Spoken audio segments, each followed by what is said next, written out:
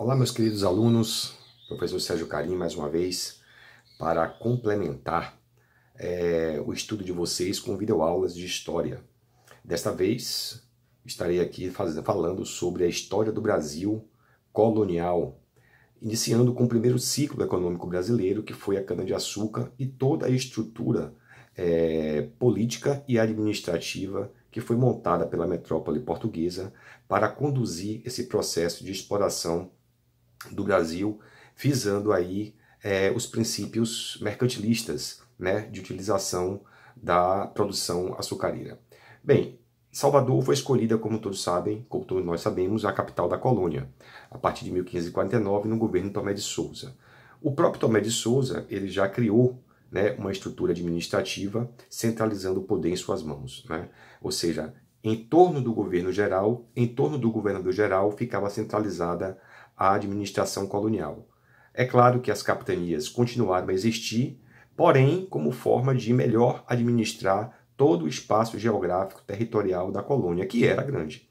Muito embora esse espaço territorial ficou limitado no período pré e no período colonial, né, por um bom tempo, no litoral, principalmente no que diz respeito à produção açucareira, nós temos então a área do litoral e do recôncavo como área que foi centralizada no processo de cana-de-açúcar e de outras monoculturas, como o fumo, como a mandioca, e também depois veio a pecuária, né, um pouco mais adiante.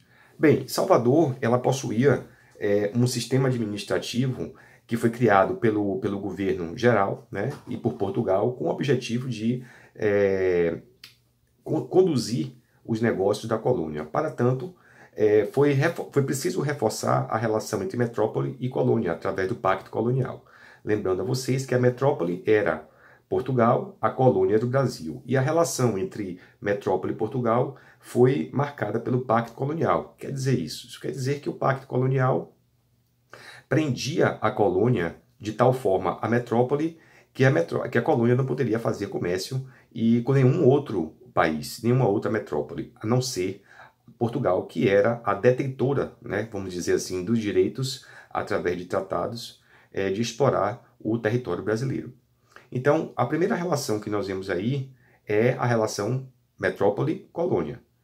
E toda a estrutura interna da colônia foi, evidentemente, conduzida pela metrópole. O rei de Portugal determinava os governadores, o rei de Portugal determinava os principais assessores, capitães donatários, que deveriam estar à frente da administração colonial. O destaque aí vai para os homens bons, né, aqueles chamados homens bons da colônia, que eram os senhores de engenho, aqueles grandes comerciantes, os grandes administradores, geralmente todos portugueses, né, com grandes posses, proprietários de terras ou com grande influência na política administrativa.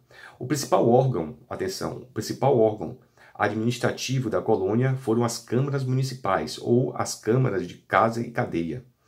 Né? Toda a cidade, toda a vila, mais especificamente, era conduzido dentro das cidades, eram as câmaras municipais que eram responsáveis por todo o controle político, administrativo, cobrança de impostos, prisão, mercado, controle do produto que entra, do produto que sai, né? Quem vai ser o chefe local, né? Aquele que tem o poder de representar determinada localidade. A cidade aqui na Bahia, por exemplo, de Cachoeira, no Recôncavo, era uma cidade, né, que tinha uma representatividade muito forte dentro da exploração açucareira. Eu já ressaltei isso diversas vezes, que o recôncavo baiano foi, de certa forma, um segundo ponto administrativo da colônia aqui no Brasil. Cachoeira foi uma cidade muito importante, possuía também sua casa de cama de cadeia, portanto, haviam esses centros administrativos, como as câmaras municipais, que eram responsáveis por dar ao local o poder de gerenciamento e de poder de administração dos negócios da colônia. Né? Então essa é a parte administrativa. Já na parte econômica, propriamente dita, nós vamos ter aí os engenhos açucareiros. O que são os engenhos açucareiros? São as unidades de produção de açúcar, que era composta a estrutura do engenho de cana-de-açúcar de 5 partes. Nós temos a Casa Grande, que era o local onde o senhor de engenho morava com sua família. Nós temos a senzala, que era o local de moradia dos senzalas. dos escravos. Nós temos aí os moinhos, que era o local onde era processada a cana-de-açúcar e transformado ela no melaço da cana, que ia ser exportada para a metrópole. Nós temos aí a capela e nós temos também a área de cultivo, que nós chamamos de roça, ou simplesmente da área de produção, de plantação e de produção do canavial. Então, essas 5 partes que compõem o engenho açucareiro, elas são dinâmicas, possuem aí toda uma estrutura cujo comando era do senhor de engenho, que tinha todo o controle de tudo, né? Do que entra, do que sai. Ele era o administrador. E como seus assessores, eles poderiam determinar, muitas vezes, promover até mesmo escravos, né? Para compor a sua parte de assessoria. Os capitães do mato também, né? Porque alguns engenhos tinham problemas seríssimos com fugas de escravos, que daqui a pouco eu vou falar um pouco mais sobre isso, certo? Bom, vamos falar agora também dessa estrutura econômica, já falamos do engenho, vamos falar da estrutura macro.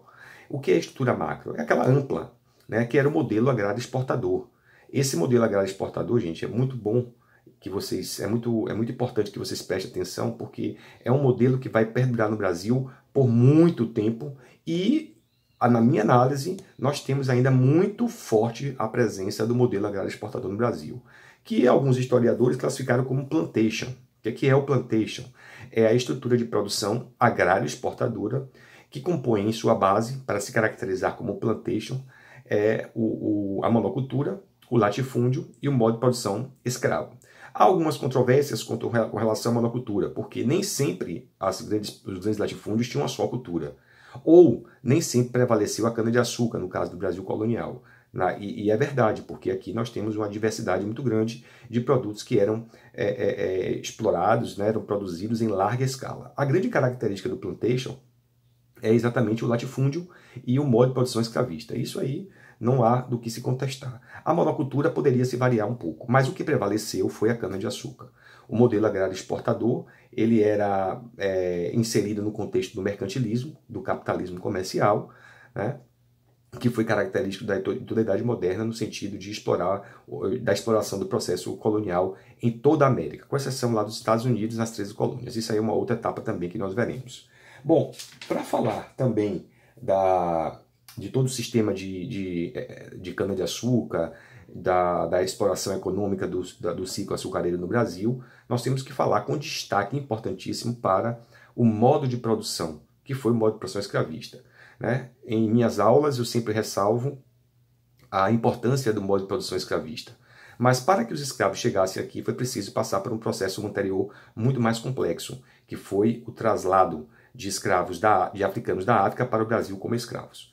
Isso é um processo que vem, nós vamos comentar ainda um pouco mais na frente, mas já antecipo que os escravos africanos, eles foram importantes para o processo de produção de cana-de-açúcar. Mas antes de ser importante para o processo de produção de açúcar, era importante para o sistema financeiro mundial daquele momento, porque o tráfico de escravos, ele consistia numa forma, numa maneira, né, numa transação econômica extremamente vantajosa para os comerciantes de escravos. Portanto, nós temos aí a conclusão de que, em primeiro lugar, vem a intenção capitalista, ou seja, o comércio de compra e venda de escravos, desde a África até chegar no seu destino final, que eram as colônias. O africano, ele tornou-se, portanto, uma mercadoria altamente lucrativa para o sistema mercantilista, portanto, atendia às necessidades do capitalismo comercial, porque gerava lucro. Né? Então, toda a forma de obtenção do escravo, a captura do escravo do africano na África, e todo o processo complexo que envolve isso, que foi já discutido em outros capítulos, até a chegada desse africano como escravo aqui no Brasil, isso passa por um processo que é muito interessante do ponto de vista capitalista. Porém, do ponto de vista humanitário, não. Né? Não deixaremos aqui, aproveitando que é o mês de novembro da consciência negra no Brasil, vidas negras importam, e combater a ideia de várias místicas que criaram no Brasil, uma delas do negro fujão, uma delas da intolerância racial, uma delas do escravo, do negro que foi feito para ser escravo. Então toda essa estrutura é abordada nos assuntos que nós vamos trabalhar em avaliações e, portanto, tem que ser discutidas e analisadas. Claro que passo a passo, calmamente, né, porque o processo de colonização do Brasil, no que se diz respeito ao modo de produção, ele é ainda objeto de muitas análises, muita coisa já foi analisada, foi desconstruída, e hoje nós temos exatamente a consciência, nós que trabalhamos com a sociologia, com a história, né, basicamente entendemos que o escravo ele foi hoje, né, compõe uma classe social brasileira de grande valor e de grande importância para a formação do nosso povo, né? Olhando então para a situação do cotidiano do escravo, a gente vê que ele passou, né, por diversas arbitrariedades, a captura dele na África e o traslado para o Brasil, especificamente, foi muito doloroso, é um processo cruel e desumano. Falando de África, os principais povos, né, as principais raças, a etnia principal que veio para o Brasil são os bantus e sudaneses. 3 regiões, eu diria até 4, mas as 3 principais regiões que enviaram, que foi geradora de africanos escravizados para o Brasil, são a Angola, Moçambique, Guiné, né, como serem os principais pontos importantes de captura de escravos na África e trasladados para o Brasil. Então, o importante também ressaltar que essa relação entre África e Brasil, ela vai ser consolidada futuramente, né, depois com as leis abolicionistas, mas que isso veio a confirmar exatamente a presença dos africanos aqui no Brasil como componentes da formação da nossa raça, da nossa etnia. O povo brasileiro é um povo miscigenado, composto por diversas raças, mas as 3 principais são o branco europeu, o nativo indígena e o africano que veio para cá escravizado. Ok? Vamos dando prosseguimento aqui a essa revisão. E eu já falei, né, basicamente das condições da produção do ciclo de cana-de-açúcar e falar um pouquinho também aí do trabalho nos engenhos, né? O engenho de açúcar ele era composto por basicamente por 2 formas, 2 modelos de engenho, né? O engenho real e o engenho comum, aquele engenho que era movido pela força de tração do animal, que era o elemento gado.